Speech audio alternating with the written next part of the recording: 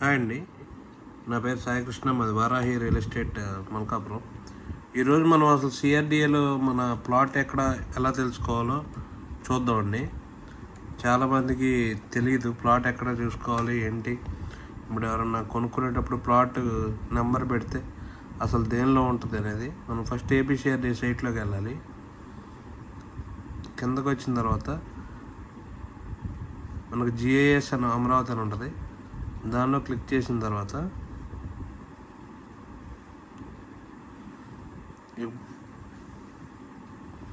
పైన సర్చ్ బార్లోకి వెళ్ళి plot code చెప్తామండి. మామూలుగా ఫర్ సపోజ్ మనం ఇది ఎంటర్ చేస్తున్నాము.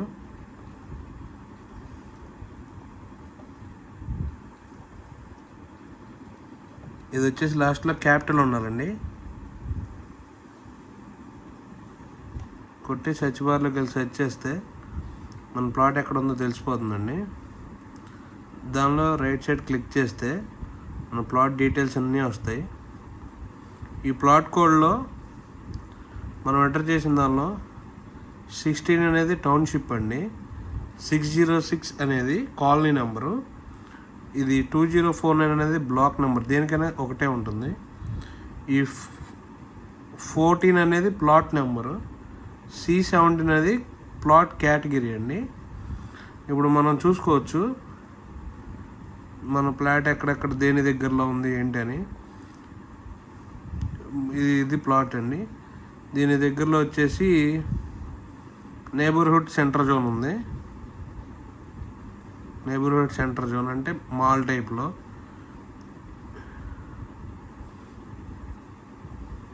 అలాగే ఇది వచ్చేసి ఎడ్యుకేషన్ జోన్ అండి, S2 అంటే ఇక్కడ స్కూల్ కానీ కాలేజీలు కానీ పెట్టాలి. ఇది వచ్చేసి ప్యాసివ్ జోన్ అండి, అంటే గ్రీనరీ పార్క్ టైప్లో.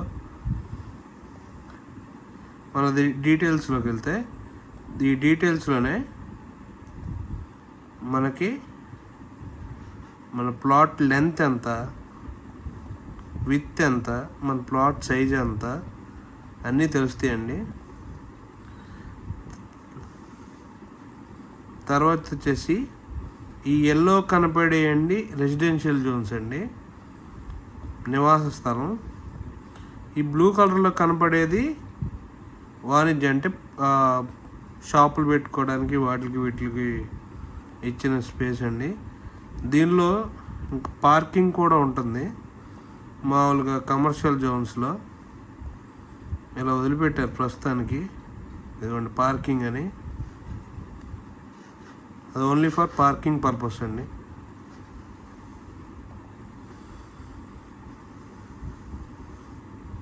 మనం ఎక్కడున్నాము, మనం ఫర్ సపోజ్ లొకేషన్ నుంచి మనం ఈ ప్లాట్ దగ్గరికి వెళ్ళాలంటే అది కొట్టిన తర్వాత ఈ పక్కన ఈ సింబల్ ఉంది కదా, మై లొకేషన్ అని, అది క్లిక్ చేస్తే మనం ఎక్కడున్నామో మన ఫ్లాట్కి ఎంతసేపు అంటే దూరం చూపించదు, కానీ మనకి డైరెక్షన్స్ చూపిస్తుంది మనం ఎటు వెళ్ళాలి ఏంటి అనేది.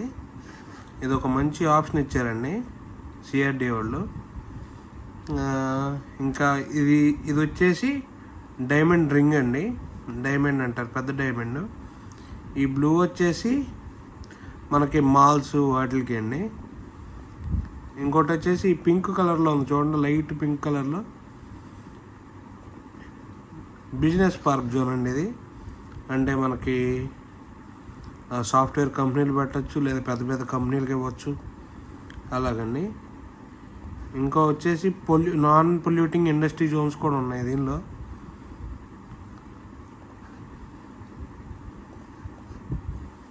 ఇట్లా లాస్ట్కి వెళ్తే ఇదిగోండి ఈ కలర్లో కనిపించేది నాన్ పొల్యూటింగ్ ఇండస్ట్రీ జోన్ అండి. ఇది ఇండస్ట్రీ జోను.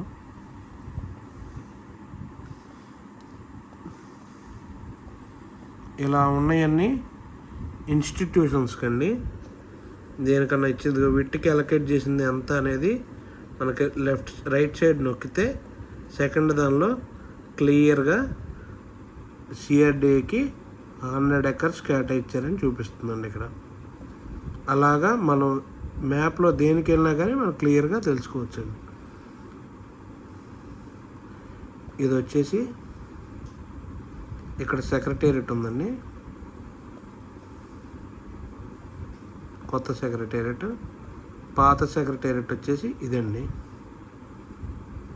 తర్వాత ఫ్యూచర్లో దీన్ని ఐజీసీకి ఇచ్చారు 45 acres.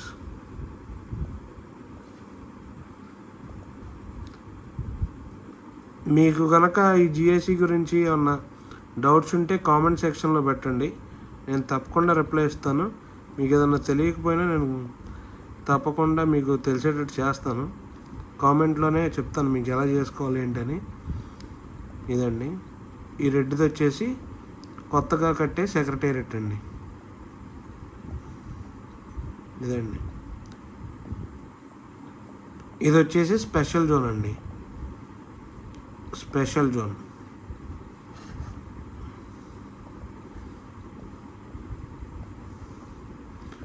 తర్వాత 5 స్టార్ హోటల్స్కి కూడా కేటాయించారు.